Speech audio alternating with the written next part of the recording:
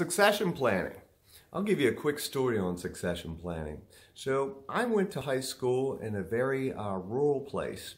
In fact, we didn't have a one-stoplight town. We had a one-stop sign town. That's how rural the place was that I grew up. I graduated with 144 other students. And when we played football, we didn't exactly have a winning team. And largely in part of the fact that most of our student athletes didn't start playing football until about 7th grade.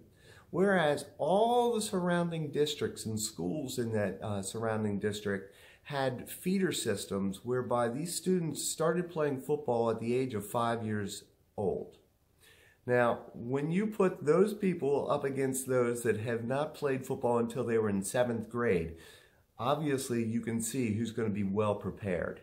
And so these surrounding schools created a builder system whereby by the time the students went into high school, they would be much more experienced, have the fundamentals down, and go on to be able to perform at a higher level.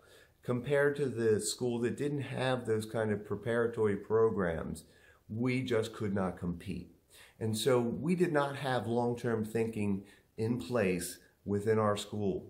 And so, therefore, we didn't have the competitive edge. And we had a losing record for the better part of the last 3 decades within our school. So let's look at this from the context of a business operation. How do you see the two being the same? Those organizations who plan not only for the short term, but the long term, and have quality talent feeder systems where they recognize where their future talent's coming from, where they recognize how they're going to develop their talent, and be an environment where people are attracted to that environment and they want to work, they want to contribute what they've learned and really contribute to the overall purpose of that organization. It's the organizations that step back and think on the larger level of who are our stakeholders.